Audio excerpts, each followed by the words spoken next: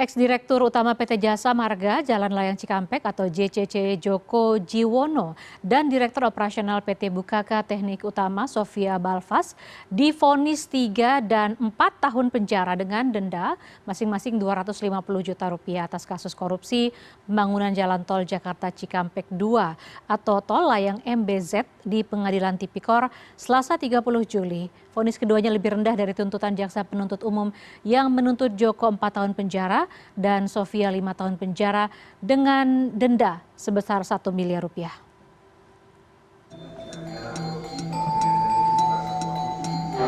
Pembacaan vonis 4 terdakwa kasus dugaan korupsi pembangunan Jalan Tol Jakarta Cikampek 2 atau Tol Layang MBZ akhirnya dilaksanakan pada Selasa 30 Juli 2024 di Pengadilan Tindak Pidana Korupsi Jakarta Pusat.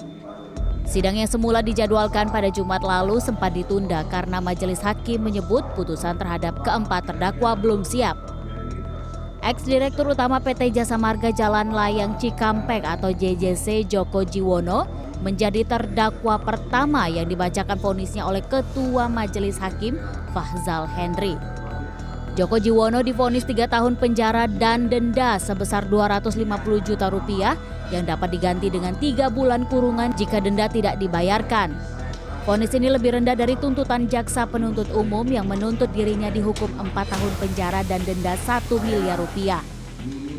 Hal-hal yang memberatkan, perbuatan terdakwa tidak mendukung program pemerintah dalam rangka penyelenggaraan negara yang bersih dan bebas dari korupsi, kolusi, dan nepotisme. Hal-hal yang meringankan, terdakwa mengaku bersalah dan menyesal terhadap perbuatan yang telah dilakukan, serta bersikap sopan selama di persidangan perkara ini. Terdakwa merupakan tulang punggung dalam keluarganya. Terdakwa belum pernah dihukum. Kemudian hasil pekerjaan berupa jalan tol sudah dimanfaatkan oleh masyarakat.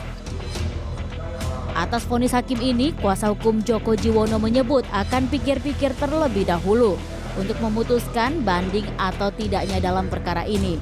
Sebab penasihat hukum menilai tidak ada fakta-fakta persidangan yang mengindikasikan Joko Jiwono turut menikmati aliran korupsi yang ditaksir merugikan negara sebesar Rp510 miliar tersebut.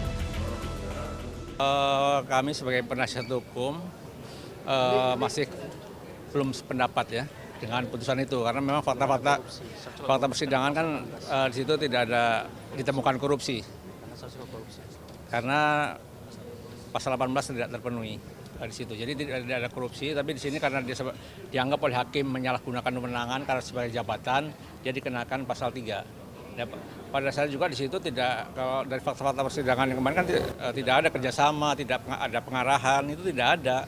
Tapi ya ini untuk menghormati hakim, untuk sementara ya kita terima, tapi kita tim dari penasihat hukum dan terdakwa masih pikir-pikir mau mengajukan berupa uang. Sementara ex-Direktur Operasional PT Bukaka Teknik Utama Sofia Balfas divonis 4 tahun penjara dan denda Rp250 juta karena terbukti dalam mengatur spesifikasi pengadaan barang sehingga mengarah terhadap barang-barang yang akan dipenuhi dalam proyek pembangunan Jalan Tol Layang MBZ tersebut.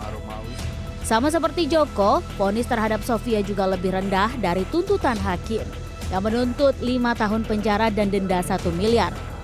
Sidang sempat diskor selama 1 jam dan dilanjutkan dengan pembacaan vonis terhadap 2 terdakwa lainnya, yakni Tony Budianto selaku konsultan proyek pembangunan dan Yudi Mahyudin, ketua panitia lelang JJC pada Selasa sore. Nabila Putri, Indra Setiawan, Jakarta.